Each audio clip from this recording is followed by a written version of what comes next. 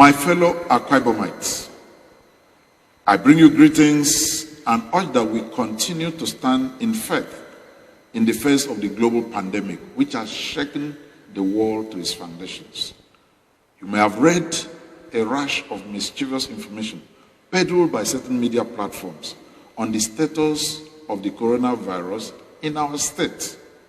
I want to assure the public that the rumors and false information going around on social media are completely false.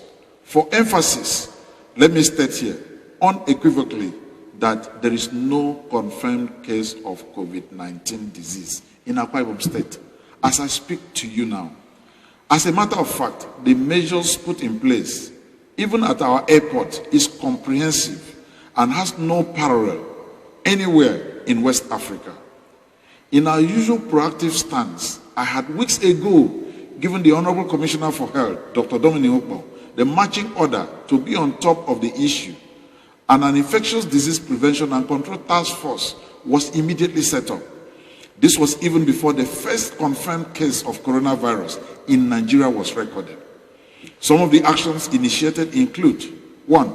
Creating awareness, through the media, both print and electronic jingles to sensitize the residents with relevant information on COVID-19 infection. And these are ongoing in the state in English, Pidgin, and local dialects. B. Sensitization and awareness campaigns have been taken to nooks and crannies of this state, notably local government offices, traditional institutions, religious bodies, educational institutions, public and private hospitals. 2. Surveillance, prevention, and infection control measures have been instituted in our hospitals. Personal protective equipment have been distributed to all health facilities to facilitate infection prevention and control. B.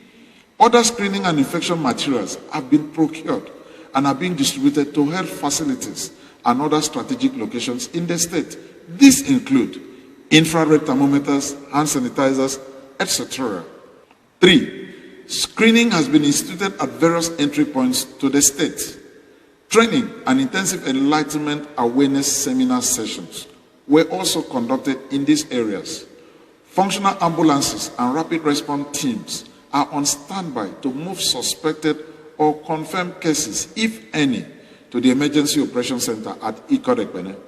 The Emergency Operation and Treatment Center in Ikorekbene is ready to serve as an isolation and treatment center to receive and care for any confirmed case of COVID-19 infection, if at all it occurs. We are also monitoring other entry points to the state. 4.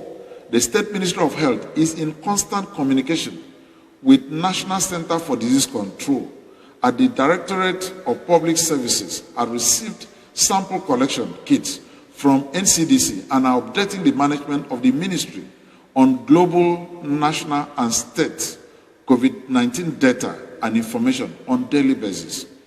However, I want to advise that we should all continue to observe the simple rules of personal and respiratory hygiene. Regular hand washing with soap under running water. B. Use of hand sanitizer where there is no water. 3. Coughing and sneezing into a disposable tissue paper or the cuff of the elbow where no tissue is available, and proper disposal of the used tissue. D. Put on a mask if you cannot properly move away from any person with those symptoms, and or give the person a mask to wear. It is also important to observe social distancing, avoid handshaking, and keep at least a feet away from anyone who is sneezing or coughing.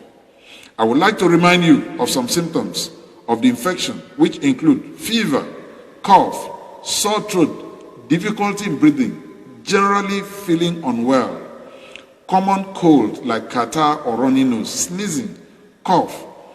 Anyone with these symptoms should self-isolate and invite our emergency response team for assessment and follow-up.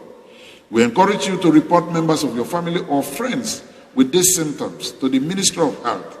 Your report will be held and treated with absolute confidentiality.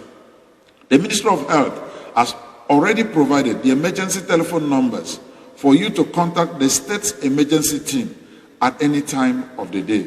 Finally, I want to appeal to our people, especially the gentlemen of the press, to exercise utmost caution and deep sense of rationality and reflection in the manner you report this global pandemic. There is no redeeming value in causing panic in the state. There is nothing to be gained by misinforming the public. This disease has no political coloration. It does not and will not spare those to be infected along political lines.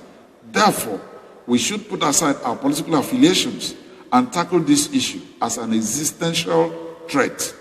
Given the measures aforementioned, it is our belief that there is no need to panic. Public schools are supposed to close in a week's time. I urge you to go about your normal duties. Thank you and God bless you.